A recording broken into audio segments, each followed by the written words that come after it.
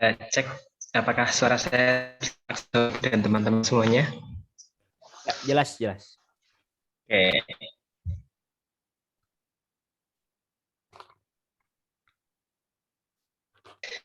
oke. Bismillahirrahmanirrahim. Assalamualaikum warahmatullahi wabarakatuh. Waalaikumsalam warahmatullah. Alhamdulillahilladzi arsala rasulahu bil huda wa dinil haq liyudhhirahu 'ala dini kullihi wa kafa billahi syahida. Asyhadu alla ilaha illallah wahdahu la syarikalah wa asyhadu anna Muhammadan abduhu wa rasuluhu la nabiyya ba'dah. Allahumma sholli ala Muhammad wa ali Muhammad amma ba'du. Yang terhormat Ustadz Mahfud Khairul Amin SIP MA selaku pembicara pada kajian kita malam hari ini. Yang saya hormati Bapak Ibu dari pimpinan ranting Muhammadiyah dan juga pimpinan cabang Muhammadiyah dan juga pimpinan cabang Aisyah Moyudan. Dan juga yang saya hormati pula teman-teman dari pimpinan cabang pemuda Muhammadiyah dan juga pimpinan cabang Nasyiatul Aisyah Moyudan, dan tak lupa kepada seluruh hadirin kajian Kamuda, kajian Angkatan Muda Muhammadiyah Moyudan ke-38 pada malam hari ini yang berbahagia. Yang pertama dan yang utama, marilah senantiasa kita panjatkan puji dan syukur kehadirat Allah Subhanahu wa taala yang telah melimpahkan rahmat, taufik, hidayah serta inayahnya kepada kita semua sehingga pada malam hari ini kita masih bisa bertemu walaupun dalam suasana pandemi yang menuntut kita serba virtual, serba online seperti ini. Namun tidak menjadi masalah, tidak menjadi penghalang buat kita bertatap virtual pada malam hari ini, dan tentunya kita yang hadir di dalam ruangan virtual ini dalam keadaan sehat walafiat tak kurang suatu apapun. Salam dan sholawat semoga senantiasa tetap tercurahkan kepada junjungan kita, kepada suri tauladan kita, dan juga kepada pahlawan kita Rasulullah Muhammad Sallallahu Alaihi Wasallam yang kita nantikan syafaat beliau di yaumul kiamah. Baik hadirin Kamuda ke-38 kajian Angkatan Muda Muhammadiyah Moyudan yang sangat saya hormati. Izinkanlah saya di sini selaku pembawa acara akan menyampaikan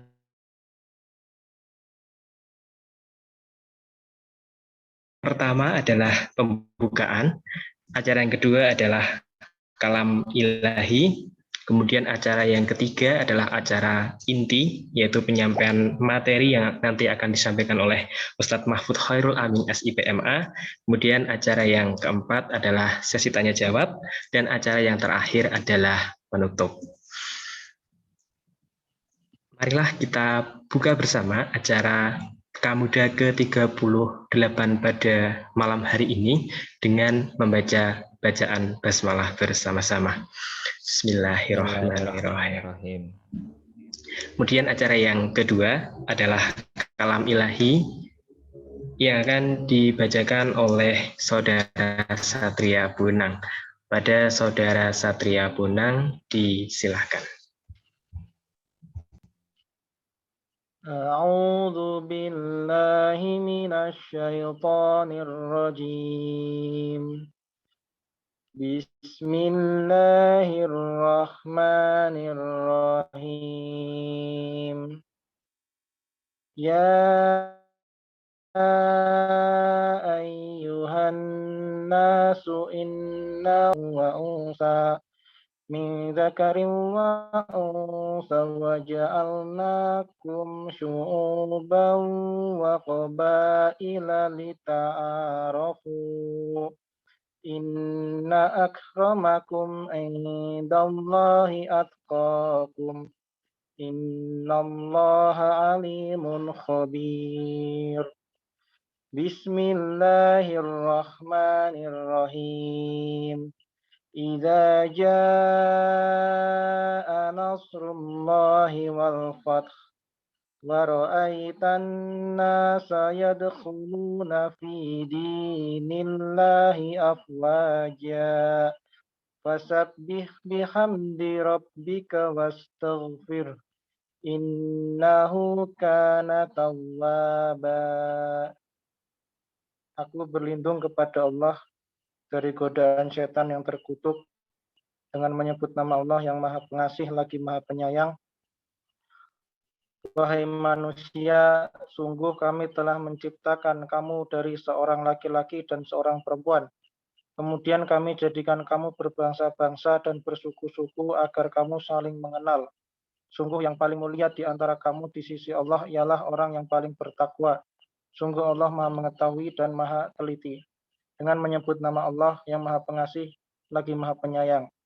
Apabila telah datang pertolongan Allah dan kemenangan, dan engkau melihat manusia berbondong-bondong masuk agama Allah, maka bertasbihlah dengan memuji Tuhanmu dan mohonlah ampunan kepadanya, sungguh Dia Maha Penerima Taubat.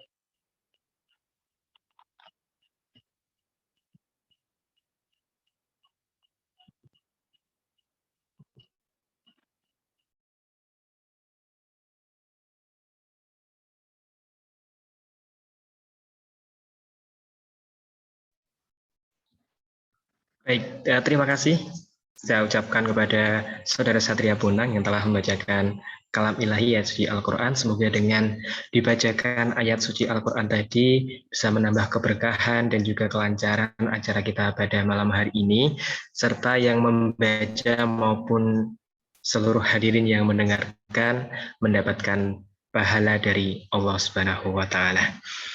Baik hadirin yang saya hormati, kita lanjutkan ke acara yang ketiga, yaitu penyampaian materi dari Ustadz Mahfud Khairul Amin, SIP MA.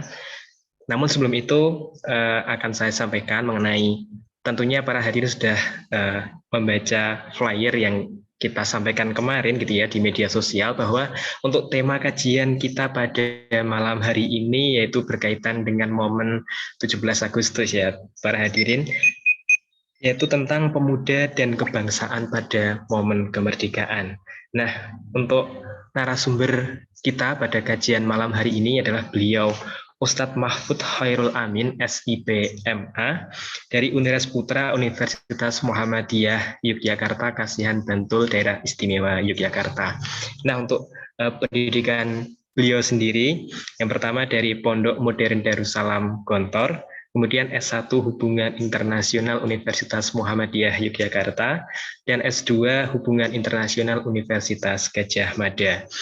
Nah, para hadirin semuanya, adapun kesibukan dari Ustadz Mahfud Khairul Amin, yang pertama beliau sebagai trainer dan motivator nasional, kemudian yang kedua sebagai kepala program Unires UMY, yang ketiga sebagai pengasuh Unires Putra Universitas Muhammadiyah Yogyakarta, kemudian ada founder MSM Inspiration, ada dosen tamu Politeknik Energi dan Mineral Akamigas, dan juga Associate Trainer Muda Inspiratif.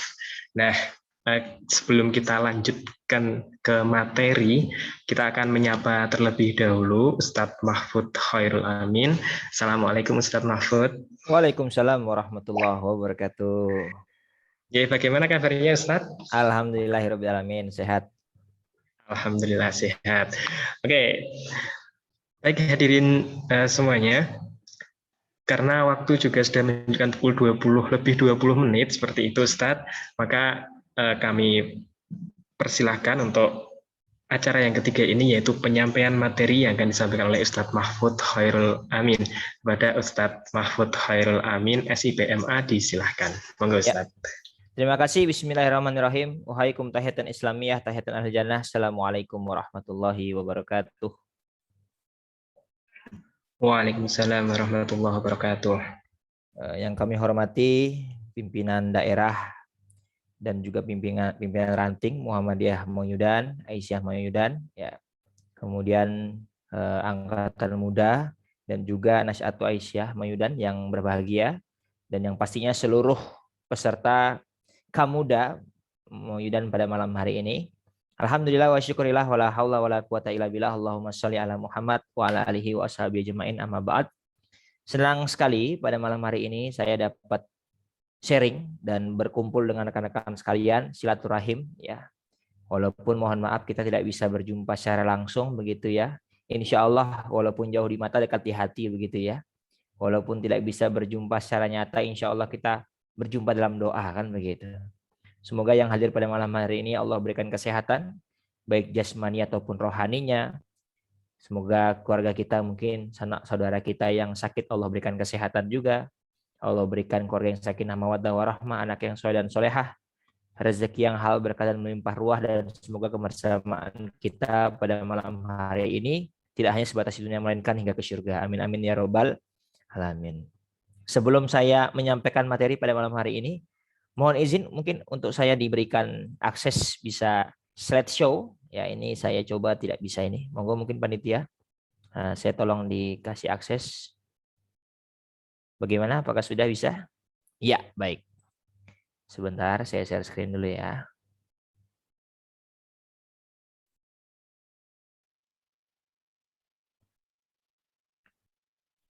Oke, terlihat ya. Tolong nanti kalau seandainya slide tidak berjalan atau video yang saya tayangkan tidak terdengar suaranya, nanti tolong diingatkan ya nanti agar teknisnya kami perbaiki. Begitu ya. Nanti ada beberapa video, ada beberapa slide yang ingin kami tayangkan. Kalau seandainya slide tidak berjalan ataupun video tidak terdengar suaranya, saya tolong dikabari agar kami perbaiki teknisnya. Oke, tema kita pada malam hari ini menarik sekali ya, terutama dalam nuansa atau suasana kemerdekaan Republik Indonesia yang insya Allah di hari Selasa besok ya, yaitu pemuda dan kebangsaan pada momentum kemerdekaan. Ada pepatah Arab yang mengatakan tak kenal maka ta'aruf. Tadi sudah diterangkan sedikit terkait saya, ya jadi saya tidak perlu menerangkan lebih detail. Nah, ala kulihal mungkin ini yang belum terlewatkan. Nah, di sini ada Instagram saya Mahfud Khairul Amin, ada YouTube saya juga. Nah, itu bisa di-follow. Kalau di Instagram saya sering share 1 minute booster. Nah, jadi teman-teman kalau mau dapat motivasi, inspirasi ya, bisa follow Instagram saya ataupun YouTube. Insya Allah saya juga sering sharing inspirasi, motivasi dan yang lainnya. Begitu ya. Baik. Langsung saja kita menuju materi kita pada malam hari ini. Pemuda dan kebangsaan pada momentum kemerdekaan. Oke, pertanyaan pertama pasti, kenapa pemuda? Ya, terus apa nanti kontribusi pemuda? Selanjutnya, kita sebagai pemuda apa yang harus kita lakukan? Kan begitu pertanyaannya. Oke, pertanyaan pertama, mengapa pemuda?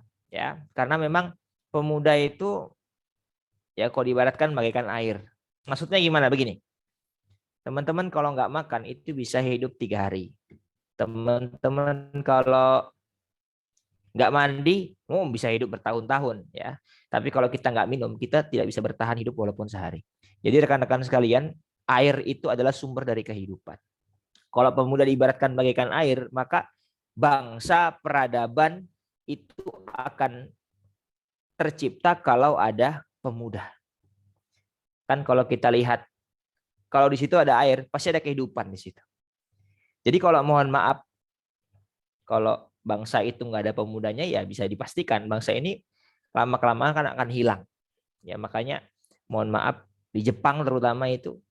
Kalau Indonesia alhamdulillah kita kan ada bonus demografis ya, yang mana nanti jumlah pemuda akan lebih banyak. Tapi kalau di Jepang, di beberapa negara di luar negeri sana, mereka kebingungan karena jumlah pemudanya menurun. Bahkan pernikahan itu susah, sehingga kalaupun ada yang menikah mereka nggak mau punya anak begitu. Jadi jumlah pemudanya sangat minim sekali. Jadi kalau pemuda bagaikan air artinya adalah tidak ada kehidupan tanpa air, tidak ada peradaban tanpa pemuda.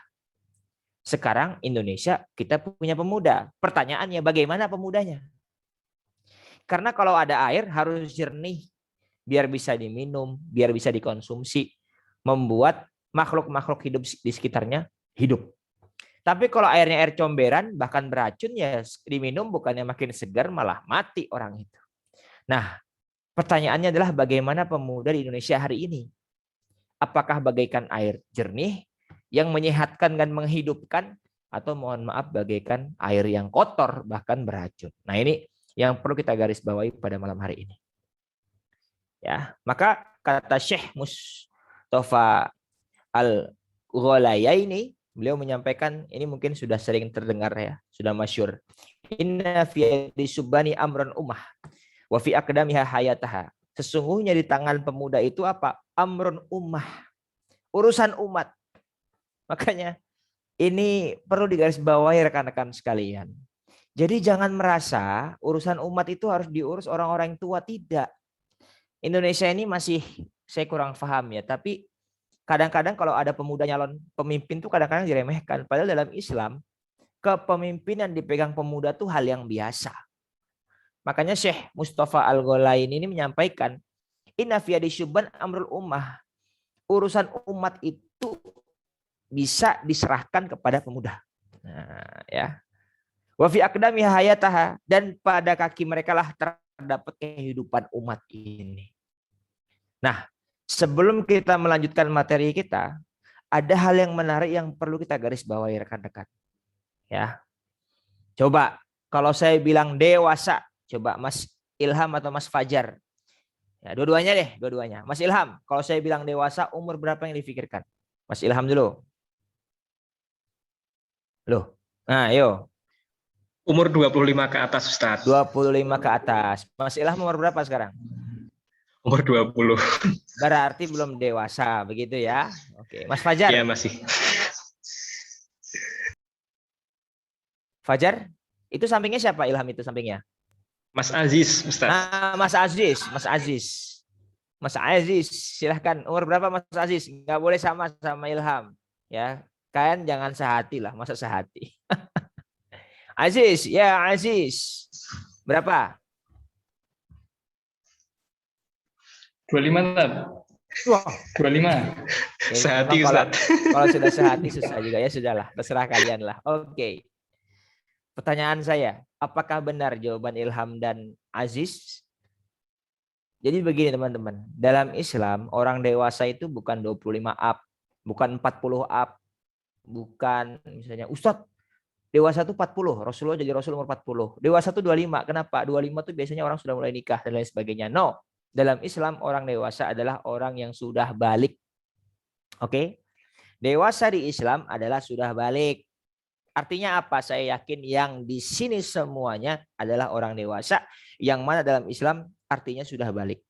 Ingat loh ya, balik itu secara definisi kan otak akal kita itu sudah bisa membedakan mana yang baik dan yang buruk. Makanya dalam Islam kalau sudah balik, melakukan kebaikan dapat pahala, melakukan dosa, melakukan keburukan dapat dosa. Clear. Orang yang belum balik belum punya dosa. Karena dia melakukan kesalahan, belum dianggap kesalahan karena dia belum balik. Jadi jangan merasa, saya ini masih, makanya karena mindset dewasa tadi ya, ada yang mengatakan 30 up, 40 up, sehingga anak-anak yang SMA mahasiswa itu tidak merasa dia sudah dewasa. Ingat loh, Muhammad Al-Fatih 21 tahun sudah jadi khalifah, bahkan melakukan Konstantinopel, kota yang kata Napoleon Bonaparte itu, kalau seandainya dunia itu satu negara, tidak ada kota yang lebih berhak menjadi kota kecuali Konstantinopel. Jadi rekan-rekan sekalian, saya ingin memberikan gambaran bahwasanya tradisi Islam itu memberikan amanah yang sangat besar, bahkan urusan umat itu ditangani oleh pemuda. Ya. Dan kalau konteksnya mohon maaf hari ini masih ada yang berpikir dewasa itu umur 30, umur 25, umur 20, 40. Mohon maaf, dalam Islam konteks dewasa adalah mereka yang sudah balik. Jadi sebenarnya anak ya SMP saya yakin sudah balik semua. Itu sudah bisa diberikan urusan-urusan umat. Tetapi masih SMP Ustadz, siapa bilang tidak bisa? Ya, bahkan mohon maaf, kalau dulu waktu saya di Gontor ya, anak-anak SMA itu sudah memegang pondok. Dia bisa, jadi pondok itu bisa bergerak dengan sedemikian rupa, 5.000 orang bisa tertib. Itu karena anak-anak SMA yang megang. Jadi sebenarnya ya pemuda itu sangat potensial ya, dan sangat luar biasa. Dan kalau sudah balik up, itu sudah sanggup memegang, memikul tugas umat. Tapi mohon maaf ya, kadang-kadang kita lihat nggak usah SMP lah. Anak-anak SMA aja jangankan ngurus umat, ngurus diri sendiri aja belum beres. Nggak usah jauh-jauh deh, ngurus kamarnya lah, bersih nggak kamarnya itu, ya rapi nggak kamarnya itu. Ya, padahal seharusnya umur-umur pemuda adalah umur yang sudah bisa mengurusi persoalan umat. Lanjut. Nah, ini yang saya sampaikan. 2020 sekarang kita sudah terkena bonus demografis. Yang mana umur produktif dibandingkan tidak produktif itu lebih banyak. Ya, tapi kan masalahnya hari ini ya mohon maaf, pemuda hari ini bukannya sibuk mikirin bangsa, bukannya sibuk mencari solusi, sibuk belajar, tapi ya ada yang TikTokan lah, ada yang YouTubean lah, ada yang main game lah dan lain sebagainya. Jadi kalau tadi mohon maaf saya sampaikan air, ya mohon maaf mungkin belum menjadi air yang jernih dan menjernihkan, begitulah. Ya. Oke. Nah, so teman-teman sekalian, pemuda adalah the agent of change. Pemuda adalah masa depan bangsa. Oke. Sebelum kita melanjutkan terkait peran pemuda, kita membahas terkait kemerdekaan Republik Indonesia. Oke. Di balik sejarah kemerdekaan, di situ ada banyak hikmah yang perlu kita garis bawahi. Yang pertama, ingat teman-teman, 17 Agustus 45 itu adalah ketika itu hari Jumat. Tanggal 9 Ramadan 1334 Hijriah. Jadi mohon maaf ya, ini mungkin sesuatu yang perlu untuk kita kaji. Kalau saya yakin kalau rekan-rekan sudah hafal lah 17 Agustus ya, 9 Ramadan udah hafal, tapi ada yang menarik di situ teman-teman. Apa? Hari Jumat itu Sayyidul Ayyam. Ramadan Sayyidus Suhur teman-teman sekalian. Jadi perjuangan kemerdekaan, bahkan mendekati detik-detik kemerdekaan, itu yang berjuang adalah orang-orang yang beriman, orang-orang yang berpuasa, orang-orang yang mendirikan ibadah luar biasa. Dahsyat loh Indonesia ini merdekanya. Di Sayyidul Ayyam, hari Jumat, Sayyidus Suhur, ya. Bulan Ramadan, bulan yang paling mulia. Jadi kemerdekaan kita itu bukan sekedar perjuangan kita merdeka, no. Nanti akan saya terangkan lebih detail. Para founding father kita itu sangat menyadari ada peran Allah Subhanahu wa taala dalam kemerdekaan ini. Oke, nanti kita bahas. Oke. Makanya teman-teman sekalian, opening dari UUD 45 apa? Atas berkat rahmat Tuhan yang Maha Kuasa dan dengan didorongkan oleh keinginan luhur. Coba perhatikan. Para founding father kita menjadikan opening UUD 45 dengan sebuah kalimat atas berkat rahmat Allah yang Maha Kuasa. Itu kan bahasa Arabnya alhamdulillahirabbil alamin. Ya. Di balik opening UUD 45 itu ada pondasi ketakwaan yang luar biasa, teman-teman. Ini saya kasih gambar lebih mudah. Pernah nggak lihat ada orang juara lomba atau juara apalah ketika diwawancarai atau dikasih sambutan, ada nggak ya? Berkat kerja keras, ada nggak yang seperti itu ya? Berkat usaha, maka aku berhasil. Mohon maaf, gimana ceritanya kok gara-gara usaha kita sukses? Siapa bilang? Ya enggak. Maksudnya gimana? Hanyalah orang yang punya iman yang luar biasa, yang ketika dia sukses dan berhasil, tidak ada yang dia ucapkan kecuali alhamdulillahirabbil alamin. Ini penting teman-teman. Saya ingin menggarisbawahi, itu kalau bukan ulama, kalau bukan orang yang beriman, imannya kuat menghujam di hati, gak mungkin opening UUD 45 itu alhamdulillahirabbil alamin. Paham gak maksud saya?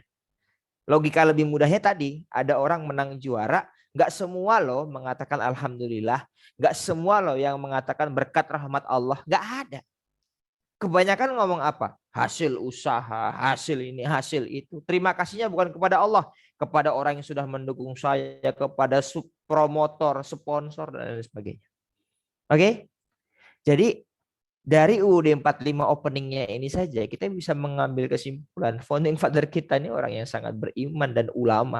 Oke? Kita lanjutkan. Ya. Kenapa begitu? Karena memang pondasinya adalah Al-A'raf 96. Walau anna ahlal qura amanu wattaqau la fatahna alaihim barakatun minas sama wal ard. Kalau penduduk negeri itu beriman dan bertakwa kepada Allah, apa janji Allah? La fatahna alaihim barakatun minas sama wal ard. Allah akan melimpahkan keberkahan kepada mereka dari langit dan bumi. Walakin kallamu fa'akhadnahum mimma kanu yaksibun. Tapi kalau mereka mendustakan ayat-ayat kami, fa'akhadnahum mimma kanu yaksibun. Kami akan siksa mereka disebabkan perbuatan. Hati-hati loh. Jadi nanti kalau kembali ke Al-A'raf 96, semakin bertakwa rakyat Indonesia, Allah akan memberikan keberkahan di situ. Jadi perjuangan kemerdekaan adalah perjuangan yang dilandasi dengan ketakwaan. Tadi kita lihat hari Jumat Sayyidul Ayyam, Ramadan Sayyidus Suhur dan lain sebagainya. Jadi rahmat Allah ini yang perlu kita dapatkan. Tapi ya naudzubillah kalau seandainya rakyat Indonesia tidak aman, ya susah. Bahkan kalau mereka mendustakan, apa kata Allah? Fa'akhadnahum bima kanu yaksibun. Allah akan menurunkan siksa karena perbuatan kita sendiri. Nah, lanjut. Tidak sampai di situ rekan-rekan sekalian. Bahkan peran dunia Islam juga penting dalam kemerdekaan Republik Indonesia. Ya, contohnya ya Soekarno mengutus Sultan Syahrir ya untuk bertemu dengan siapa? Hasan Al-Banna, pendiri Ikhwanul Muslimin.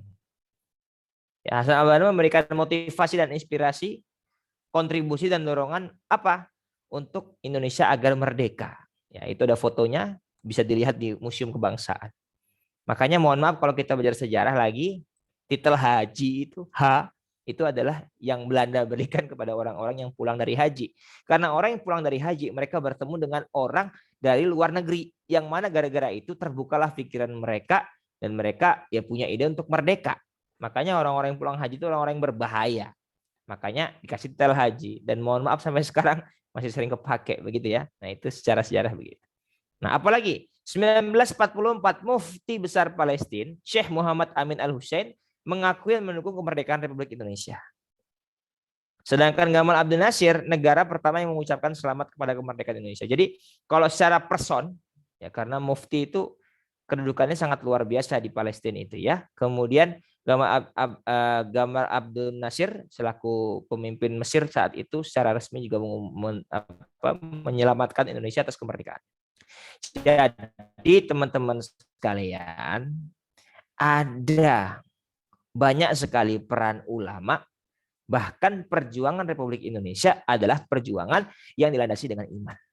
Makanya kalau mohon maaf, kan ya sejarah sudah membuktikan, kan Pancasila itu kan secara historis nanti dari Piagam Jakarta yang 3 sila itu kan kemudian menjadi Pancasila dan lain sebagainya.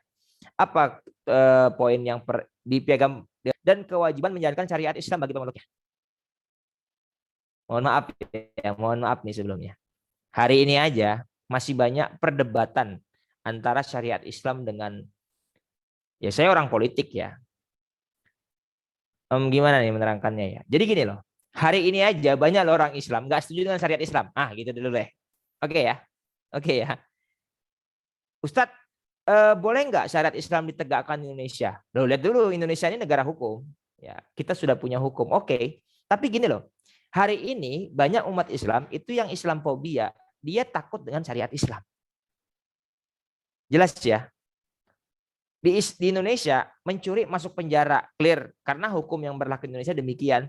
Tapi kan kita tidak boleh tidak menerima yang mana Allah memiliki hukum syariat yaitu yang yang mencuri potong tangannya, jarinya begitu. Tetapi memang ini tidak bisa diterapkan di Indonesia, tapi kan misalnya di Saudi bisa diterapkan. Maksud saya adalah hari ini banyak loh orang yang anti syariat Islam, dengar istilah syariat Islam itu langsung panas telinganya. Oke, padahal hanya dalam forum diskusi dan lain sebagainya. Nah, ini para founding fathers kita ya di sila pertama dalam Piagam Jakarta itu menyampaikan apa? Ketuhanan yang Maha Esa dan kewajiban menjalankan syariat Islam bagi pemeluknya, bukan untuk seluruh rakyat, untuk pemeluk agama Islam. Rekan-rekan sekalian, kembali lagi. Ini kalau bukan ulama, bukan orang yang beriman, nggak mungkin ada ini dalam pondasi dasar negara Republik Indonesia. Nggak mungkin ada. Ya, oke. Jadi kalau dia tidak paham sejarah Islam, bagaimana Rasulullah memimpin umat pada saat itu, tidak mengkaji hadis, tidak tahu tafsir, nggak mungkin ada poin ini. Buktinya apa? Mohon maaf nih, hari ini kan banyak yang anti dengan Islam. Padahal dia orang Islam. Ya, nah ini hati-hati teman-teman sekalian. Ya. Oke, lanjut. Nah, mohon maaf ini sekarang kan lagi diumumkan. Jangan sekali-kali benturkan Islam dengan Pancasila. Seolah-olah yang mengatakan saya Islam itu anti Pancasila. Wah, ini dibenturkan teman-teman. Dikerjain habis-habisan. Ya, mohon maaf banyak para ulama yang dipersekusi. Ya, mungkin teman-teman sudah tahu siapa-siapa dia orangnya kan begitu. Sekarang tuh dibenturkan loh, saya Pancasila. Loh, ingat loh Pancasila tuh poin pertama ketuhanan yang Maha Esa. Yang Tuhannya Esa itu Islam. Di Piagam Jakarta secara historis, kewajiban bagi umat Islam menjalankan syariat. Loh, gimana ceritanya kamu membenturkan Pancasila dengan Islam? Loh, 5 poin dalam Pancasila itu kan itu semua ada dalam Islam. Keadilan adalah ya, persatuan ukhuwah misalnya, ya, dan lain sebagainya. Konteks-konteksnya itu sangat Islami sekali. Nah, ada yang ingat ini siapa? Ini Jenderal Gatot Nurmantio. Panglima TNI saat peristiwa 212. Ketika itu, ini saya menggaris bawahi, beliau diwawancarai oleh wartawan Kompas namanya Rossi. Mungkin ada yang tahu ya. Ketika Rossi menanyakan, Bapak nggak takut umat Islam mengkudeta? Apa kata beliau? Saya tersinggung loh. Saya tersinggung. Kenapa? Saya orang Islam, kata beliau. Padahal beliau panglimanya gitu. Dan beliau mengatakan apa? Nggak mungkin Islam mengkudeta. Nggak mungkin Islam menghancurkan negeri ini. Kenapa? Yang memerdekakan negeri ini itu umat Islam. Yang memerdekakan negeri ini itu para pejuang, para kiai, para santri, para ulama. Nggak mungkin orang yang membangun negeri ini menghancurkan negeri ini, nggak mungkin. Saya kasih gambaran yang lebih mudah. Orang tua itu nggak mungkin melakukan sesuatu yang mencelakakan anaknya. Oke? Yang bisa mencelakakan anak ini adalah biasanya orang lain. Oke? Mohon maaf ya, saya agak menggebu-gebu ini karena sedikit emosional kalau bahas ini itu ya. Karena lihat kondisi negeri hari ini tuh kok Masya Allah. Nggak paham sejarah gitu loh. Antara nggak paham atau sejarahnya ketutupan sama uang gitu loh. Jadi buyar semuanya. Ya. Nggak paham sejarah ini kayak gini nih. Membenturkan Islam dengan Pancasila lah. Mengatakan umat Islam akan mengkudeta, merusak negeri, gimana cuy? Sama aja kamu mengatakan orang ini bapak dan ibu yang membesarkan anak ini. Masa mereka membunuh anak ini? Kan nggak mungkin. Oke ya. Nah, ya kita dengarkan nasihat dari seorang ahli sejarah yang sangat luar biasa Indonesia. Sangat tidak benar kalau dikatakan ulama tidak tahu ya. NKRI. Suara terdengar ya. Menegakkan Mas NKRI untuk menghormati ulama. Mari kita kembali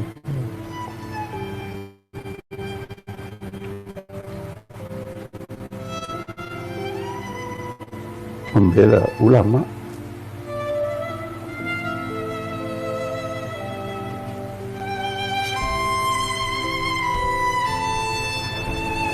Yang benar-benar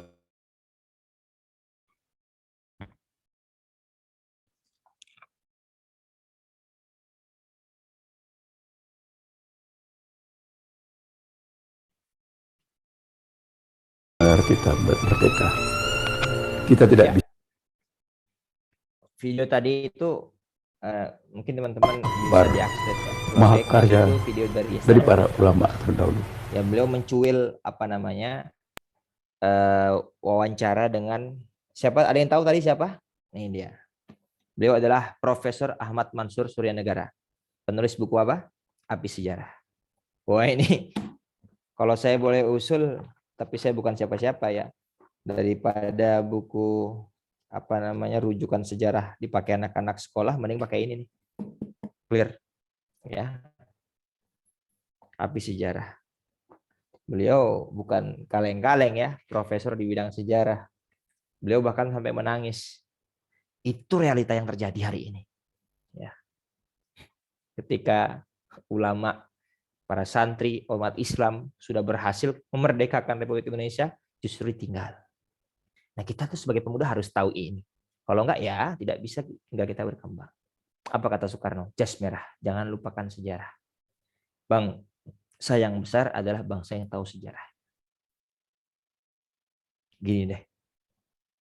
Kenapa kok sejarah itu penting? Gini deh.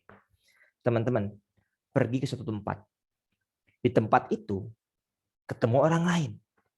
Coba sekarang saya mau nanya. Yang ditanya pertama apa? Pasti nama. Nama kita itu kan sejarah kita. Ya enggak? Kemudian apa? Asal. Asalnya dari mana? Asal rumah kita itu sejarah kita. Apalagi orang tuanya siapa? Bapak ibu kita tuh sejarah kita. Jadi kalau ada pemuda nggak tahu sejarah, logikanya kalau kita sederhanakan ya seperti seseorang yang nggak tahu namanya siapa, asalnya dari mana, sekolahnya di mana, orang tuanya siapa. Aneh nggak? Aneh. Gitu loh. Nah, kalau kita gini deh contoh. Ini anak kecil biasanya kan olo-oloan nama bapak. Wah, bapakmu dasar Pak ini, Pak itu begitu. Lah kita seorang anak, bapak kita dihina, marah nggak? Marah dong. Kita sebagai anak, bapak kita dihina, kita nggak marah. Kan aneh. Lah kamu anaknya siapa kan begitu. Nah sekarang begini loh teman-teman. Jadi kalau ada rakyat Indonesia, mohon maaf yang mencaci maki umat Islam, membenturkan Islam, menyalah-nyalahkan ulama, mohon maaf, ya mungkin nggak tahu sejarah. Ya. Mohon maaf, mungkin pengadilan dunia ini ya nggak adil, tapi kan ada pengadilan Allah. Ya, fa'ilam tastahi masyi'ta, kamu bisa mengerjakan banyak hal sesukamu. Tapi kan ingat loh, kita kembali kepada Allah. Oke ya. Nah ini pemuda-pemuda malam hari ini mudah-mudahan yang akan mengisi estafet kepemimpinan. Memang kita butuh pemuda-pemuda seperti ini ya. Siapa yang tahu kan di depan saya ini jangan-jangan Mas Fajar presiden, Mas Aziz wakil presiden. Terus Mas Ilham presiden, Mas Aziz wakil presiden. Terus panitia kaum muda ini menteri komunikasi dan informasi. Nah, ini yang mukanya buram-buram ini panitia kaum muda ini loh. Nah, ya, dan lain sebagainya lah ya, everything. Lanjut ya teman-teman. So, itu tadi sejarah. Kemudian sekarang pertanyaannya apa, Ustadz, peran pemuda? Oke. Mohon maaf, saya juga bukan sejarawan, jadi saya tidak akan bisa menerangkan secara detail. Tapi mari kita lihat cuplikan-cuplikan bagaimana peran pemuda atas kemerdekaan. Ini yang pertama. 1928, 17 tahun sebelum kemerdekaan, para pemuda mahasiswa Indonesia kumpul di satu tempat ya di Jakarta. 28 Oktober 1928, apa yang mereka gosipkan? Kemerdekaan Republik Indonesia. Jadi mohon maaf, ada yang mengkritisi begini. Belanda itu nggak menjajah kita 350 tahun. 350 tahun adalah angka yang dipakai Pak Karno untuk memberikan semangat perjuangan untuk rakyat Indonesia gitu loh. Kalau kita mau fair, pertama kali istilah Indonesia digunakan itu pada saat Sumpah Pemuda. Jadi kalau Belanda menjajah Indonesia ya dari 1928 gitu loh. Ya, karena memang Indonesia dibumingkan itu dalam peristiwa Sumpah Pemuda. Oke. Dan yang saya ingin garis bawahi adalah itu loh pemuda. Saya gini ya. Ini loh kualitas obrolan pemuda zaman dulu. Oke. Jadi kalau kita mau, ini kenapa pentingnya sejarah ya? Nanti teman-teman bisa cek di YouTube saya. Saya menyampaikan ada 3 poin betapa pentingnya sejarah itu. Gini, Rasulullah aja memanfaatkan sejarah itu sebagai media mengambil keputusan. Saat Fathul Mekah, di depan Rasulullah itu ada pengkhianat-pengkhianat, ada musuh-musuh besar Islam yang tinggal dipenggal aja mereka itu. Tapi mereka mengatakan, wah akhil karim, ibnu akhil karim, wahai Muhammad, saudaraku. Karena di situ memang ada paman Rasulullah. Ya, ada saudara Rasulullah, saudara jauh beliau. Maafkanlah kami. Maka Rasulullah mengambil keputusan, aku luka makola Yusuf. Jadi Rasulullah menyampaikan sebagaimana yang dikatakan Yusuf ketika kakak-kakak yang mau membunuhnya itu minta maaf pada Yusuf. Oke, karena sejarah itu punya sifat berulang, teman-teman. Oke. Ya. Contoh, Senok Horgonya, tahu ya? Islam di Sumatera itu kuat, nggak bisa digempur. Maka penjajah Belanda tidak menggempur Islam, tapi dia mengutus seseorang disuruh belajar Islam, pura-pura jadi orang Islam, menghancurkan Islam dari dalam, namanya Senok Horgonya. Apa kata Senok Horgonya? Hei umat Islam, silahkan kalian ibadah dengan tenang, ladang-ladang, kebun-kebun kita yang urus. Itu namanya sekularisme, memisahkan agama dengan aspek kehidupan yang lain. Dan hari ini ada gitu loh. Ada orang Islam yang mengatakan jangan ngomong politik di masjid, jangan ngomong ekonomi di masjid. Umat Islam itu ibadah aja. Hati-hati ini. Berulang sejarah itu, berulang. Kalau kita paham sejarah, nggak heran lihat kondisi negara seperti sekarang. Berulang. Ya, makanya kalau orang yang paham sejarah itu nggak akan sembrono dalam bertingkah. Kembali lagi ke peran pemuda, ternyata cikal bakal kemerdekaan Indonesia adalah Sumpah Pemuda. Yang mana kualitas pemuda zaman itu mereka berkumpul semangatnya kemerdekaan. Kualitas pemuda hari ini mereka berkumpul Mobile Legend bareng. Nah, beda kualitasnya itu loh. Ya, gregetan juga. Lanjut. Bung Hatta 1928-1930 jadi ketua Perhimpunan Indonesia. Apa yang beliau lakukan? Bikin tulisan, bikin majalah judulnya Indonesia Merdeka. Ya. 25 September 1927 ditangkap di penjara gara-gara bikin. Jadi otaknya itu merdeka gitu loh. Indonesia merdeka gitu loh. Ya. Bagaimana menyelesaikan utang negara yang makin banyak ini. Sekarang sudah 6.000 triliun. Bahkan ada ekonom itu mengatakan akhir masa Jokowi itu bisa kemungkinan 10.000 triliun lebih. Bayangin coba. Itu bayar bunganya aja berapa triliun. Nggak ada yang mikirin pemuda sekarang sibuk TikTok. Sibuk main game. Gimana? Jadi kalau kita pingin Indonesia maju sebagaimana para pejuang bangsa, kita ganti aja kualitas kita gitu loh. Ini tuh yang kita bahas malam hari ini penting. Ya, dan wah, luar biasa. Lanjut. Bung Tomo, ya, bahkan mohon maaf ya, pemuda tidak hanya mendorong kemerdekaan. Masih ingat peristiwa Rengas Dengklok ya? Soekarno itu. Jadi pemuda itu nyulik Soekarno biar ayo H-1 atau H-2 kemerdekaan kan. Segera, jangan ditunda. Begitu loh pemuda itu luar biasa. Tapi dengan pertimbangan yang lainnya kan akhirnya 17 Agustus. Termasuk dalam upaya mempertahankan kemerdekaan Republik Indonesia. Peran pemuda dari situ. Reformasi, pemuda turun. Ya. Dan lain sebagainya. Makanya nggak heran Soekarno mengatakan berikan aku 1.000 orang tua akan kucabut Semeru dari akarnya, berikan aku 10 pemuda akan guncangkan dunia. Karena memang pemuda ini luar biasa. Oke? Nah, mari kita saksikan video berikut ini.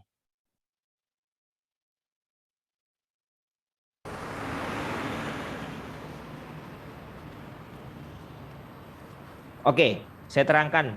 Karena mungkin teman-teman ada yang tahu ini film apa? Coba saya mau nanya, ada yang tahu nggak ini film apa?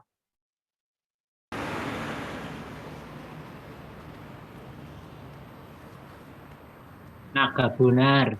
Nah, mantap. Ya. Sip. Nagabonar ini adalah veteran perang. Oke.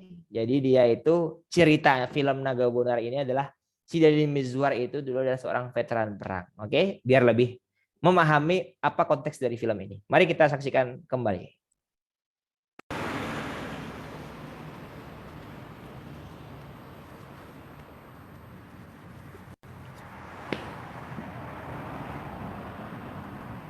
Ya, hormat Pak. Istirahat dulu sebentar.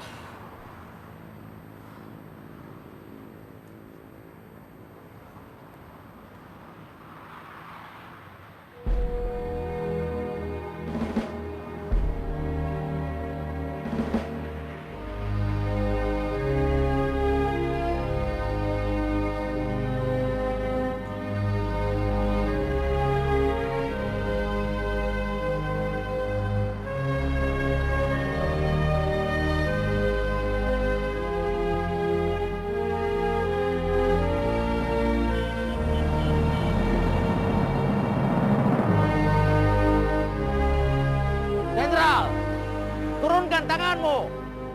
Apa yang kau hormati siang dan malam itu? Apa karena mereka yang di depanmu itu memakai roda 4? Nah, tidak semua dari mereka pantas kau hormati. Turunkan tanganmu, Jenderal.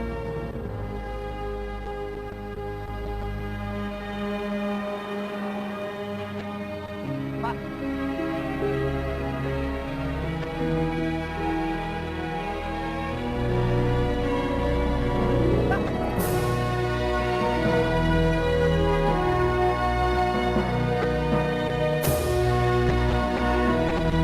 Turunkan tanganmu. Jenderal. Turunkan tanganmu, Jenderal. Turunkan tanganmu. Jenderal.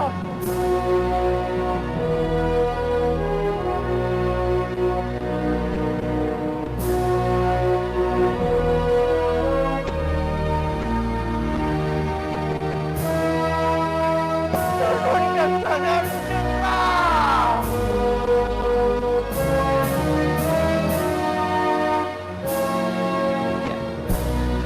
Jadi ya kalau kita ibaratkan ya memang ya nggak pantas kita dihormati. Setiap jengkal tanah di negeri kita ini kan taruhannya nyawa dan darah mereka.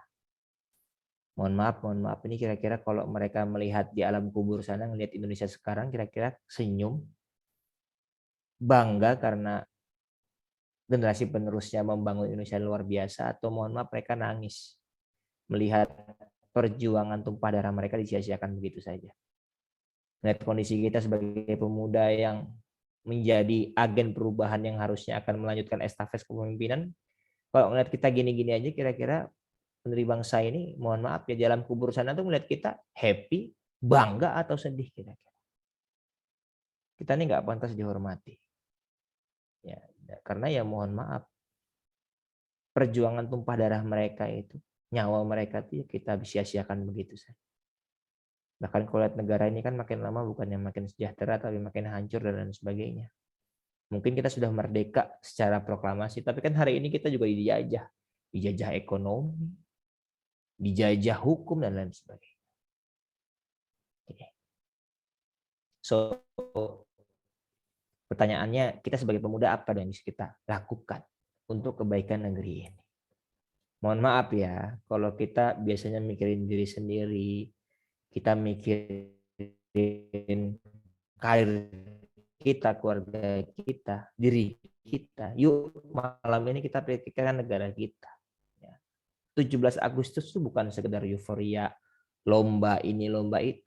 Bukan, tapi kesadaran rakyat mengingat kembali perjuangan para pendiri bangsa, sejarah bangsa, yang harusnya dengan itu menjadikan negara kita lebih baik lagi. Oke. So, pertama teman-teman, bagi kaula muda, para pemuda, coba tinggalkan yang nggak manfaat. Ya.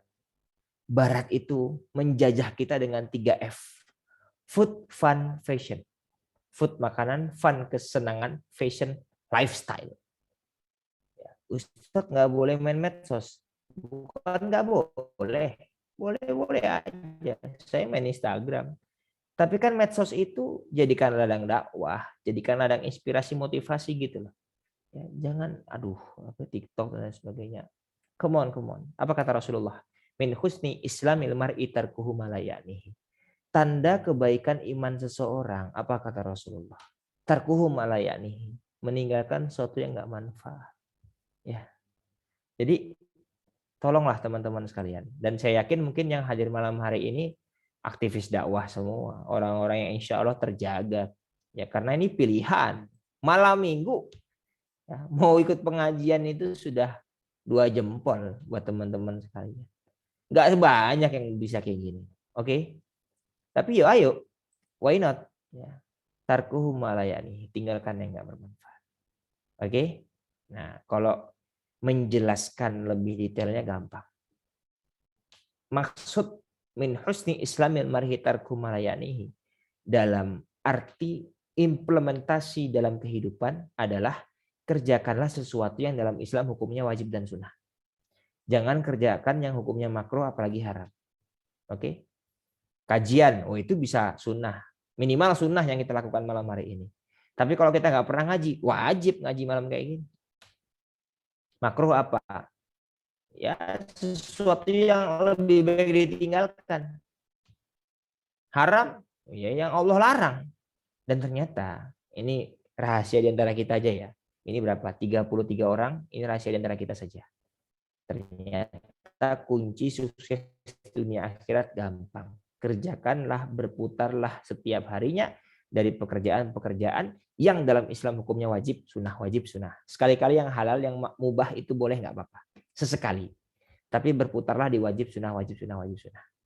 Tapi kalau kita ingin kita kerjakan makruh, na'udzubillah bahkan haram, itu adalah kunci kegagalan baik dunia ataupun akhirat. Ya. Nggak usah muluk-muluk, tinggalkan yang tidak bermanfaat. Nah, dan ternyata dalam sebuah hadis, sab'atun yudhilluhumullah fi dhillihi yauma la dhilla illa dhilluh. Ada 7 golongan yang akan mendapatkan naungan Allah dan tidak ada naungan kecuali dari Allah pada saat itu. Apa itu? Ini banyak sekali. Dan ini poinnya pemuda semua. Al-Imam Adil, imam yang adil. Syabun, pemuda, nasya'afi ibadatillah. Apa? Tumbuh dewasa dengan beribadah kepada Allah. Rajulun, pemuda lagi. Qalbuhu muta'alliqun bil masjid. Pemuda, laki-laki, perempuan yang hatinya terikat dengan masjid. Rajulani, pemuda lagi. Tahabbabani fi istima'an alaihi wa tafarraqan alaihi. Berkumpul karena Allah, berpisah karena Allah, saling mencintai karena Allah. Dan insya Allah malam hari ini yang kumpul ini karena Allah Subhanahu wa Ta'ala.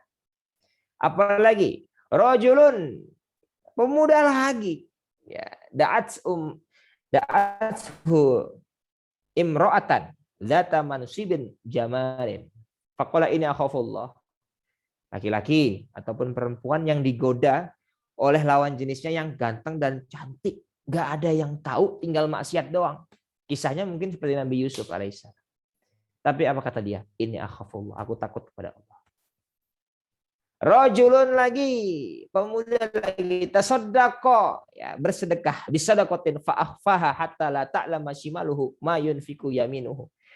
Pemuda, seseorang yang bersedekah saking ikhlasnya, saking seringnya, tangan kirinya tuh nggak tahu yang disedekahkan tangan kanannya itu berapa. Wa rajulun zakarallahu khalian fa fadat ainahu. Pemuda lagi, orang yang mengingat Allah sampai meneteskan air mata.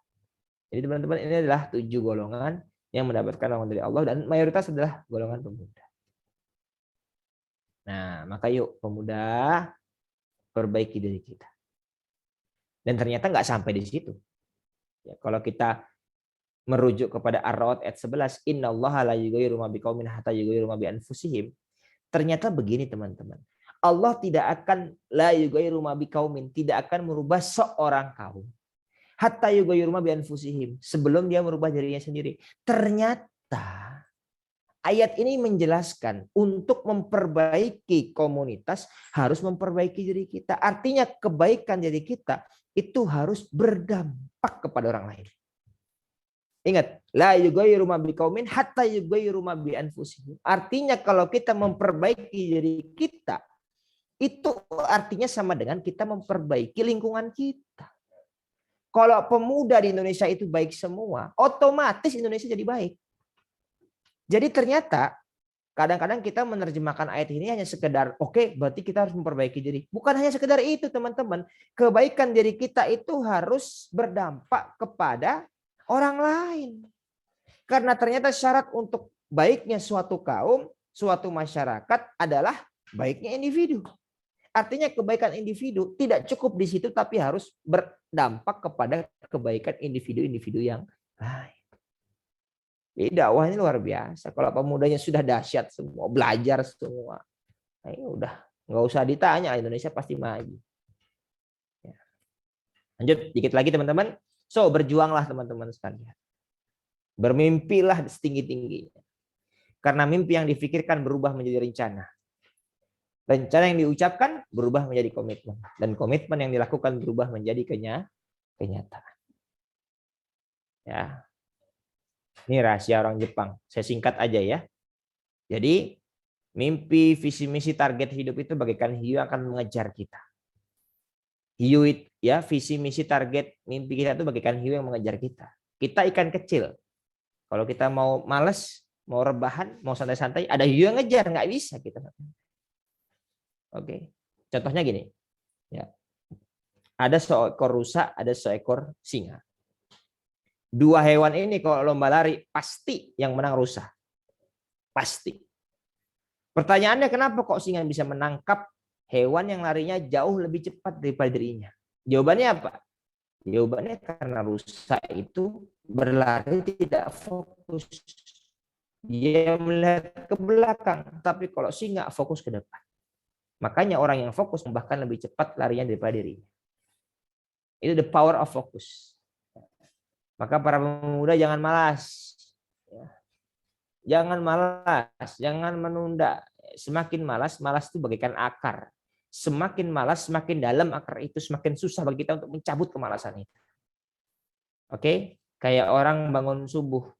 Ada loh orang itu yang tiap azan pasti bangun, tapi ada loh yang susah bangun subuh. Jam 6 itu sudah sangat pagi bagi dia. Hati-hati yang suka seperti itu, yang suka kesiangan dan kamu membiasakan kesianganmu, itu susah bagimu untuk lepas dari kebiasaan itu. Maka dari sekarang bangun subuh. Sebelum azan kalau perlu bangun. Apa lepas akar itu sebelum dia menancap semakin dalam. Oke? Dan jangan sampai mohon maaf gara-gara kemalasan kita, bangsa kita semakin terpuruk. Ya, karena emang ya kalau baik-baik semua, kalau buruk ya jadi buruk semua. Nah, kalau kan karena saya anak HI ya. Jadi pengertian dari negara itu kan kumpulan beberapa orang. Walaupun nanti ada syarat harus punya sovereignty, ya harus punya pengakuan, harus punya kedaulatan dan sebagainya. Tapi kan kumpulan orang-orang ini jadi RT, jadi RW, jadi desa, kecamatan, provinsi dan akhirnya jadi negara kan begitu. Oke. Jadi jangan sampai karena kemalasan kita justru memperhancur negara kita. Yuk kita simak nasihat dari para founding father negara kita.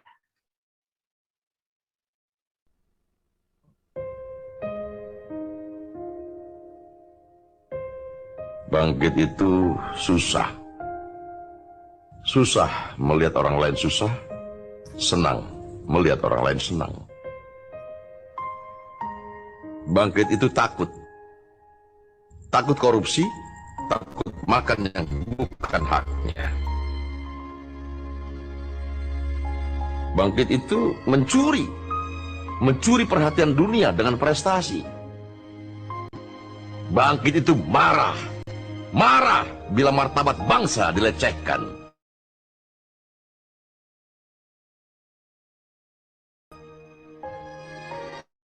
Bangkit itu malu jadi benalu, malu karena minta melulu. Bangkit itu tidak ada kata menyerah, tidak ada kata putus asa. Ya, tadi adalah bangkit itu motivasi dan pesan dari para pendiri bangsa. Yuk kita bangkit, jangan jadikan perjuangan mereka sia-sia. Terutama bagi pemuda, jadilah pemuda yang bernilai. Bagaikan uang, yang bikin mahal itu bukan lecek atau tidaknya, tapi nominalnya. Ini saya balik karena saya nggak nemu gambar uang 100.000 yang lecek. Jadi kalau ada 100.000, ada 50.000, ada 20.000. 100.000 saya remes-remes, 50, 20.000 itu masih bersih, bagus. Semua orang tetap milih 100.000. Padahal dia sudah remes-remes. Kenapa? Karena yang bikin mahal itu bukan fisiknya, tapi apa? Nilainya. Jadilah pemuda yang berharga. Seperti permata. Mutiara itu prosesnya sangat berat. Tapi karena dia berproses, dia mahal. Tapi kerang-kerang yang dijual di pasar 15.000 sekilo. Tapi mutiara satunya pun mahal. Seorang anak bertanya kepada bapaknya, Pak, apakah balon hitam bisa terbang? Apa jawaban bapaknya? Nak, yang bikin balon bisa terbang itu bukan warnanya, tapi isinya. Apapun warna balon, kalau isinya gas helium, ya dia pasti bisa terbang. Dan maka manusia itu diibaratkan bagaikan botol. Botol diisi comberan nggak ada yang mau. Botol diisi air putih 5.000, diisi minyak goreng 10.000, diisi madu 100.000. Diisi parfum jutaan rupiah. Yang bikin mahal bukan botolnya tapi isinya. Maka jadilah orang yang istimewa, jangan jadi orang yang biasa. Ya, ini bedanya antara istimewa dengan biasa. Pemuda yang istimewa itu bagaikan pemain bola. Orang biasa bagaikan penonton bola. Apa bedanya? Dalam pertandingan bola hanyalah pemain yang bisa menciptakan perubahan. Dan pemain biasanya memang sedikit. Supporter itu orang biasa. Mau teriak-teriak, mau jotos-jotosan, mereka nggak bisa ngerubah skor bola. Tapi orang yang istimewa tidak banyak berbicara, tapi dia yang menciptakan perubahan. Jadilah pemuda yang istimewa. Istimewa dan biasa itu kok diibaratkan begini. Ada namanya pisang goreng. Dijual pinggir jalan kena asap, kena debu paling mahal 2.000. Namanya pisang goreng terbuat dari pisang. Itu orang biasa. Orang yang istimewa bagaikan lapis legit. Dijual dalam toko, ada AC-nya, nggak kena debu, nggak kena asap. Paling mahal 500.000 teman-teman. Namanya lapis legit. Nah, terbuat dari pisang. Sama-sama pisang tapi harganya berbeda. Sama-sama manusia tapi harganya berbeda. Maka hidup jangan mengalir bagaikan air. Kenapa? Karena air itu mengalir dari tempat tertinggi ke tempat terendah. Dan terendah itu bisa masuk sapi tank, bisa masuk got, kan begitu. Tapi kita dalam hidup dituntut untuk mencapai puncak prestasi tertinggi. So teman-teman, yuk ya, kita memperbaiki diri kita. Kita bertakwa kepada Allah karena dalam At-Tolak ayat 23, "Wa may yattaqillaha yaj'al lahu makhraja wa yarzuqhu min haitsu la yahtasib." Sebagai penutup saya mau cerita. Ternyata kenapa kok Al-Fatih 21 tahun masih muda sekali bisa menaklukkan kota yang sangat dahsyat, yang sangat kuat. Ternyata gini rahasianya. Suatu ketika Al-Fatih ketika menaklukkan Konstantinopel, di hari Jumat beliau itu mau sholat Jumat. Al-Fatih minta tolong kepada gurunya namanya Al-Walid ya untuk menjadi imam sholat Jumat. Apa kata Al-Walid, guru Al-Fatih? Ya Al-Fatih, jangan saya imamnya. Loh, siapa guru? Kata Al-Walid, kamu silahkan cari orang yang lebih soleh daripada saya untuk menjadi imam. Bayangin coba. Al-Walid ini soleh sekali, tapi dia minta Al-Fatih mencarikan orang yang lebih soleh daripada dirinya untuk ngimamin sholat Jumat. Maka Al-Fatih keluar mengumpulkan semua tentaranya. Ratusan ribu orang dikumpulkan. Dan semuanya disuruh berdiri. Ketika semuanya berdiri, Al-Fatih menanyakan 3 pertanyaan. Wahai saudara-saudaraku, siapa yang diantara kalian dari lahir sampai detik ini pernah meninggalkan, dari balik, mohon maaf bukan dari lahir, dari balik sampai detik ini pernah meninggalkan sholat 5 waktu duduk. Teman-teman sekalian, tak satu pun pasukan, tak satu pun masyarakat Muhammad Al-Fatih yang duduk. Artinya apa? Orang Islam saat itu di bawah kepemimpinan Al-Fatih tidak ada yang pernah meninggalkan sholat 5 waktu walaupun hanya sekali. Pertanyaan kedua, apakah di antara kalian ada yang pernah meninggalkan dari balik sampai detik ini pernah meninggalkan sholat sunnah rawatib, sholat sunnah qobliyah ba'diyah? Duduk. Teman-teman, 50% duduk. Artinya apa? Di antara yang duduk itu pernah meninggalkan sholat sunnah qobliyah ba'diyah walaupun sekali. Walaupun sekali. Oke. Pertanyaan ketiga. Siapa di antara kalian yang pernah meninggalkan sholat tahajud walaupun sekali duduk? Semuanya duduk. Artinya apa? Di antara mereka semuanya pernah meninggalkan tahajud walaupun sekali. Tinggal satu orang yang tetap berdiri. Siapa dia? Muhammad Al-Fatih. Kita ini manusia, kita ini makhluk, nggak bisa apa-apa. Maka ketakwaan kepada Allah adalah fondasi utama untuk memperbaiki, mendapatkan pertolongan Allah. Wa may yattaqillaha yaj'al lahu makhraja wa yarzuqhu min haitsu la yahtasib. Sebagai penutup, ini video yang sudah saya siapkan untuk besok Selasa, tapi saya launching dulu di sini ya. Baik, selamat mendengarkan. Setiap jengkal tanah di negeri ini adalah hasil perjuangan para pahlawan pendiri bangsa. Setiap hembusan nafas kebebasan di negeri ini dipertaruhkan oleh darah dan nyawa mereka. Bung Karno mengatakan, perjuanganku lebih mudah karena mengusir penjajah. Perjuanganmu akan lebih sulit karena melawan bangsamu sendiri. Bangsa yang besar adalah bangsa yang menghormati jasa pahlawannya. Maka jangan pernah melupakan jasa para pejuang bangsa. Jangan pernah sia-siakan pengorbanan dan nyawa mereka. Mari kita bersungguh-sungguh agar Indonesia menjadi bangsa yang besar, bangsa yang makmur dan sejahtera. Kini kita dapat tertawa puas, menggapai mimpi dengan bebas, asal rajin dan tak malas, melanjutkan kemerdekaan dengan tegas. Dirgahayu Republik Indonesia. Yuk, kita jadikan, ya semoga kajian singkat ini dapat memberikan kita motivasi dan inspirasi ya, agar kita menjadi pribadi yang lebih baik. Demikian yang dapat kami sampaikan, kurang lebihnya mohon maaf. Wallahu a'lam bishawab. Assalamualaikum warahmatullahi wabarakatuh. Waalaikumsalam warahmatullahi wabarakatuh. Terima kasih banyak kepada Ustadz Mahfud Khairul Amin, SIPMA, yang telah menyampaikan kajian pada malam hari ini yang sangat menarik sekali ya para hadirin semuanya, dengan tema pemuda dan kebangsaan pada momen kemerdekaan gitu. Nah, kita lanjut ke acara selanjutnya, yaitu sesi Q&A atau tanya jawab. Bagi hadirin yang mempunyai pertanyaan, boleh untuk menuliskan di kolom chat ataupun menyampaikan secara langsung dengan open mic. Monggo kepada yang mempunyai pertanyaan ataupun ada yang mau disampaikan, monggo untuk bisa menuliskan di kolom chat ataupun bisa open mic dan menyampaikannya secara langsung. Silakan kalau ada yang mau bertanya. Saya Ustaz. Onje, monggo. Assalamualaikum warahmatullahi wabarakatuh. Waalaikumsalam. Waalaikumsalam warahmatullahi. Yang pertama tentu saya menyampaikan apresiasi yang setinggi-tingginya kepada para Kamuda Moyudan yang telah menyelenggarakan kajian pada malam hari ini, dan tema yang diangkat sangat pas sekali dengan momen kita saat ini dalam rangka menyongsong hari ulang tahun kemerdekaan RI yang ke-76. Begini Ustadz, tadi disampaikan bahwasannya saat ini sebenarnya kondisi bangsa kita itu sedang tidak baik-baik saja gitu ya Ustadz. Ya. Bahwa agama dibenturkan dengan Pancasila itu. Nah, berita terakhir di sini BPIP menyelenggarakan lomba artikel dengan judul atau tema yang diangkat itu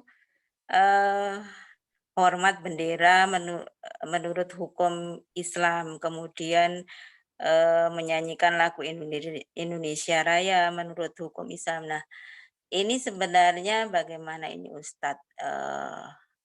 Ini juga apakah merupakan bentuk upaya dari pihak-pihak yang mungkin ingin mengadu domba bangsa kita dengan membenturkan ini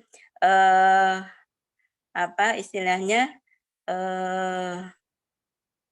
agama dengan pemerintahan atau kewarganegaraan gitu ya, dengan artinya yang dikaitkan kemudian di sini kenapa yang diangkat juga hukum Islam saja, ya tidak. Padahal di negara kita itu kan tidak hanya ada agama Islam ya. Ini apakah sebenarnya ada kaitannya yang dengan Ustadz sampaikan tadi? Terima kasih Ustadz. Ya, terima kasih Bu terkait pertanyaannya yang sangat bagus sekali ya. Tapi masalahnya ini semakin bagus pertanyaan semakin susah jawabnya kan begitu. J, terkait ya BPIP ya.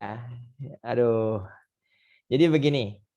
Ya, saya kurang paham apa motivasi dan tujuan dibalik perlombaan itu.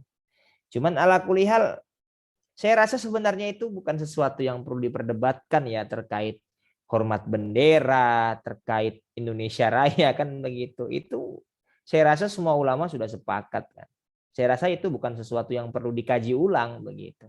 Kalau mau meningkatkan meningkatkan keilmuan, kenapa tidak membahas sesuatu yang baru yang mungkin memang secara dalam hadis Quran tidak ada, para ulama juga belum pernah memutuskan. Itu kan kalau di Muhammadiyah kan kita punya majelis tarjih yang memusyawarahkan hal-hal yang memang dari ulama-ulama terdahulu memang mungkin belum dibahas dan lain sebagainya kan begitu. Jadi kalau pertanyaannya bagaimana ya, kalau saya pribadi ya atas kekurangan keterbatasan ilmu saya ya saya mengatakan saya kurang paham apa motivasi di balik itu semua begitu ya. Tapi ala kulihal itu adalah sesuatu yang tidak perlu diperdebatkan dan semua sudah tahu. Dalam Islam nggak ada masalah. Ya, di Muhammadiyah kita sering mengadakan acara di UMY, setiap ada acara Indonesia Raya nyanyi kita. Ya, besok 17 Agustus upacara hormat kita. Ya enggak? Kenapa harus dipersoalkan ataupun harus didiskusikan sesuatu yang sebenarnya tidak perlu didiskusikan, begitu loh. Itulah alasan kenapa tadi saya sampaikan pentingnya belajar bersejarah. Hari ini tuh misalnya begini deh, dalam kehidupan kita sekarang itu kunut tidak kunut masih dibenturkan kok. Lah masalahnya gini, kalau ada masjid ya yang kunut sama tidak kunut dibenturkan, kan yang ketawa yang nggak sholat subuh. Ngapain kita sholat subuh, orang yang sholat subuh aja berantem. Itu aja, dan sampai sekarang digoreng itu kok, digodok sampai sekarang masih di bawah itu, masih memperdebatkan antara kunut dengan kunut. Padahal kan kunut boleh, tidak kunut juga boleh. Yang nggak boleh itu yang nggak sholat subuh, kan begitu. Nah, jadi yang pertama saya nggak tahu ya itu motivasinya apa, tapi yang jelas ini tidak mempertambah wawasan, tidak menambah tidak menambah wawasan, tidak menambah ya keilmuan ya, karena memang ini sesuatu yang sudah, mohon maaf ya, sudah sering dibahas oleh bahkan sama ulama terdahulu. Dan saya rasa tidak perlu kita mengkajinya begitu. Itu yang pertama. Ya, tapi kalau Ustadz apakah ini bentuk dari tadi? Wallahu alam ya. Kalau saya karena memang ini gimana ya? Kalau saya sih melihatnya, kalau misalnya begini, kalau misalnya yang lebih konkret aja, misalnya, nah ada beberapa kasusnya mungkin ada sekolah yang melarang penggunaan jilbab. Itu sudah sekuler. Itu sudah sekuler kalau menurut saya. Ya karena memang itu hak umat, hak dalam HAM aja, yang HAM kan sekuler ya. HAM itu kan bukan maksudnya HAM itu kan kembali ke apa namanya? HAM kan lebih ke internasional, lebih global begitu. Dalam konteks HAM aja yang bukan asasnya agama Islam, itu aja sudah berlawanan kan begitu. Apalagi dalam konteks Islam, jilbab itu wajib bagi orang umat Islam. Bahkan wanita yang tidak berjilbab itu berdosa karena aurat itu wajib ditutup. Ya. Nah ini kan, nah ini mungkin lebih clear ya Bu ya. Jadi ini sudah sekuler, memisahkan agama dengan konteks kehidupan sehari-hari. Itu mungkin. Jadi saya rasa kalau saya diminta memberikan contoh yang lebih detail, ya saya akan memberikan banyak contoh. Dan mohon maaf kalau dari saya pribadi saya belum bisa merespon apakah yang di-share itu bagian bentuk dari sekularisme. Saya belum bisa merespon karena memang konteksnya saya lihat itu kan hanya sebatas penulisan artikel. Jadi dan saya rasa juga isunya tidak isunya kan misalnya gini. Kalau kayak kemarin di UIN Jogja itu ada kasus, ada disertasi yang diloloskan, intinya adalah apa itu? Bukan zina ya, apa? Nah, itu kan itu dalam Islam sudah banyak sekali para ulama nggak boleh. Tapi dia menggunakan Fahur Rozi kan begitu. Nah, itu konteks ini kan dia meluluskan sesuatu yang kebanyakan ulama tidak menyetujui. Nah, ini saya rasa itu sudah bagian dari ya liberalisme kan begitu. Cuman kalau tadi konteksnya yang tadi Badan Pembina Pancasila itu saya rasa karena dalam bentuk artikel dan saya rasa cukup netral Bu ya, maksudnya kan itu opini masing-masing. Jadi saya rasa kalau saya pribadi apakah itu bagian, saya wallahu alam ya, karena saya tidak tahu ininya apa sih motivasi di balik itu, tapi bentuk-bentuk sekularisme dalam negara kita ini sudah sangat besar. Ya memang negara kita negara sekuler. Ya clear ya, Pak Jokowi juga terang-terangan mengatakan negara kita negara sekuler.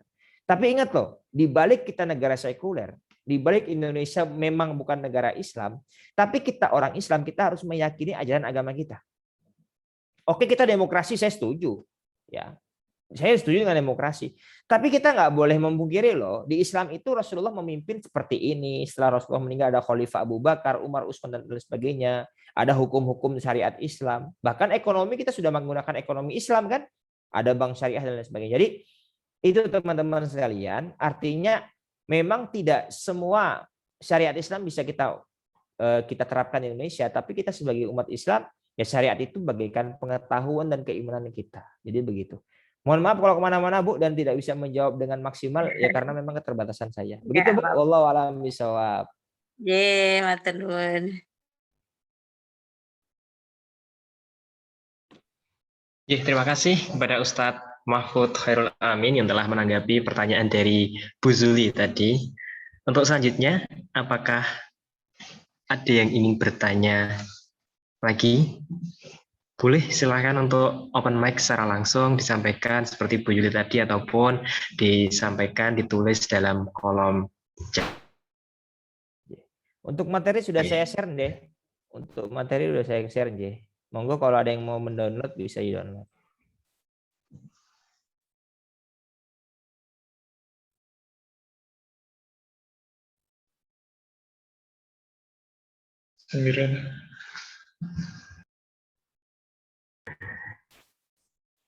Ya. Baik, hadirin semuanya. Berhubung tidak ada pertanyaan lagi ya Ustadz, ini sepertinya sudah jelas gitu ya tentang materi yang disampaikan Ustadz mengenai pemuda dan kebangsaan pada momen kemerdekaan yang Masya Allah tadi sungguh menggetarkan hati para pemuda dan pemudi gitu yang hadir di sini khususnya gitu. Dan semoga pemuda dan pemudi yang hadir dalam ruangan virtual ini nantinya bisa membawa perubahan sesuai dengan apa yang disampaikan Ustadz sebagai agent of change atau agen perubahan ya gitu ya. Dan semoga itu semua bisa terwujud dan bisa dimulai dari Moyudan ini ya Ustadz. Oke. Oke, terima kasih Ustadz Mahfud Khairul Amin. Kami sampaikan kembali telah berkenan mengisi kajian Angkatan Muda Muhammadiyah Moyudan yang ke-38 ini. Dan tak terasa kita sudah masuk ke acara yang terakhir, yaitu penutup. Untuk mengakhiri kegiatan kita pada malam hari ini, dan sebelum kita tutup dengan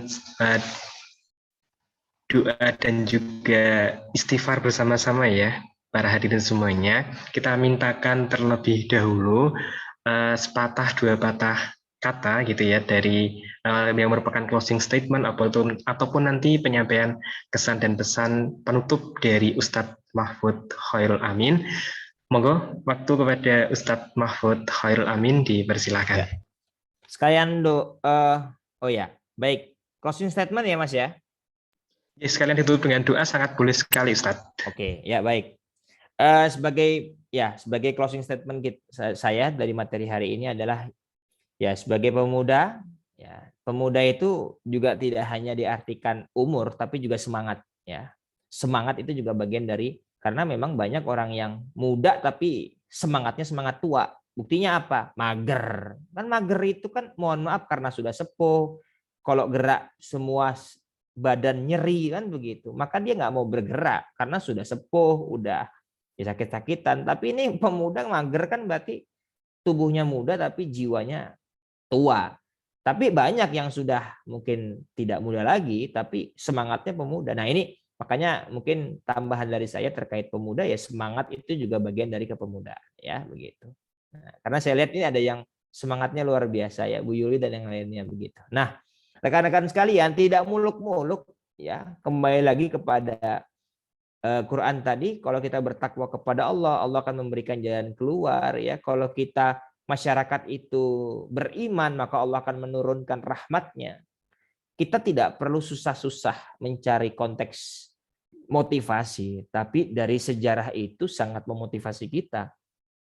Dengan mempelajari sejarah, kita tahu jati diri kita, dan kita tahu jati diri negara kita, dan kita tahu jati negeri agama kita. Sehingga saya rasa pemuda wajib belajar sejarah. Agar apa? Biar tidak mudah dibohongi, tidak mudah diakali, dan tidak mudah distrak ataupun dipengaruhi oleh sesuatu yang di luar bangsa kita. Jadi begitu mungkin ya, dan semoga apa yang kami sampaikan pada malam hari ini dapat memberikan kita pencerahan dan inspirasi agar kita menjadi pribadi yang lebih baik lagi. Baik rekan-rekan, sebagai penutup mari kita berdoa semoga Allah Subhanahu wa taala mengangkat pandemi ini, Allah Subhanahu wa taala memberikan kita kesehatan baik jasmani ataupun rohani, bagi saudara kita, keluarga kita, tetangga kita, saudara kita yang sakit, Allah berikan kesehatan, dan Allah Subhanahu wa taala menjadikan kita sebagai pribadi yang lebih baik, menjaga negara kita menjadi baldatun thayyibatun wa rabbun ghafur, dan Allah Subhanahu wa taala mempertemukan kita, keluarga kita di surga nanti. Amin amin ya rabbal alamin. Allahumma fir lil mu'minina wal mu'minat wal muslimina wal muslimat al ahya'i minhum wal amwat. Rabbana hab lana min azwajina wa dzurriyyatina qurrata a'yun waj'alna lil muttaqina imama.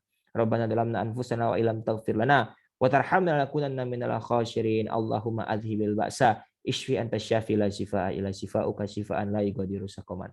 Allahumma khtimna min hadhihi dunya bi husnil khatimah wa la tahtimna illa bi husnil khatimah.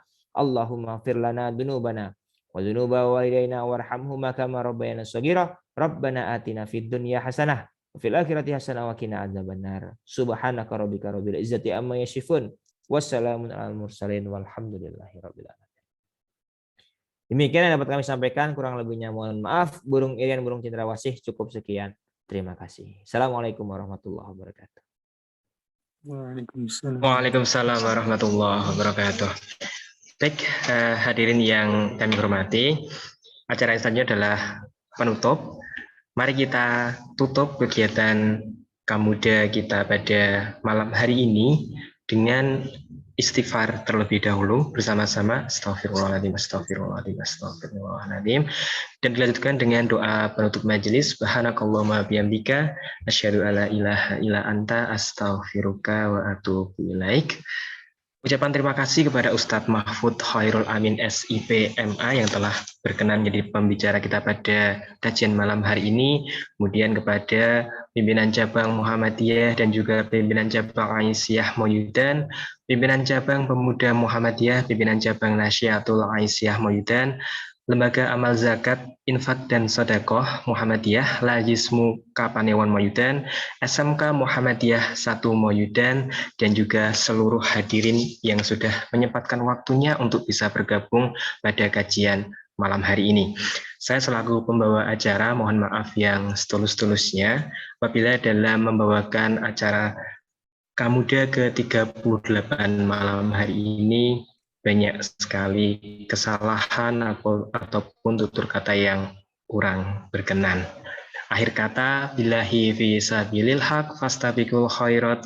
Wassalamualaikum warahmatullahi wabarakatuh. Waalaikumsalam. Terima kasih banyak semuanya. Mohon maaf kalau ada kekurangan. Saya izin pamit. Assalamualaikum warahmatullahi wabarakatuh. Waalaikumsalam.